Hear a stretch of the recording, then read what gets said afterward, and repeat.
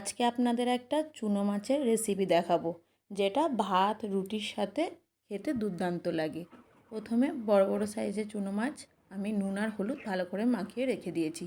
এবারে দুটো পেঁয়াজ কেটে নিয়েছি, একটা আলু কেটে নিয়েছি, একটা বেগুন কেটে নিয়েছি, কিছুটা টমেটো কেটে নিয়েছি, আদা কিছুটা আগে থেকে বেটে নিয়েছি, রসুন বেটে নিয়েছি ও কয়েকটা ধনেপাতা আগে থেকে কুচিয়ে রেখে দিয়েছি। এবারে কড়াইতে প্রয়োজন মতন তেল দিয়ে মাছগুলোকে তেলটা গরম হয়ে এলে ছেড়ে দেবো। একটা পিঠ ভালো করে ভাজা হয়ে গেলে মাছটাকে আস্তে করে উল্টে দেবো। মাছগুলোকে লাল করে ভেজে নিয়ে তুলে নেব। ওই তেলের মধ্যে আবার আলুগুলোকে দিয়ে দেব।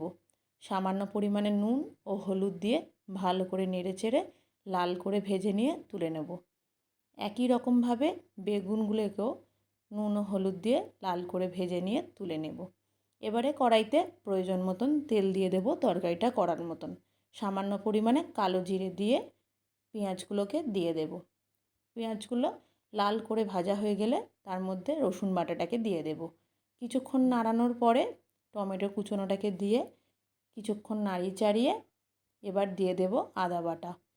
আদাটা দিয়ে ভালো করে কষিয়ে নিয়ে সামান্য পরিমাণে জল দিয়ে একে একে গুঁড়ো মশলাগুলো দিয়ে দেব। জিরে গুঁড়ো, ধনে গুঁড়ো, হলুদ গুঁড়ো ও লঙ্কার গুঁড়ো। মশলাটা ভালো মতন কষিয়ে নিয়ে ভেজে রাখা আলুগুলোকে দিয়ে আলুর সাথে মশলাটাকে ভালো করে কষিয়ে নেব। মশলা থেকে তেল ছেড়ে এলে জল দিয়ে দেব। জলটা ফুটে এলে সামান্য পরিমাণে নুন দিয়ে দেব। ঢাকা দিয়ে দেব কিছুক্ষণ। ঢাকা খুলে আলুটা সিদ্ধ হয়ে এলে ভেজে রাখা বেগুনগুলোকে দিয়ে দেব।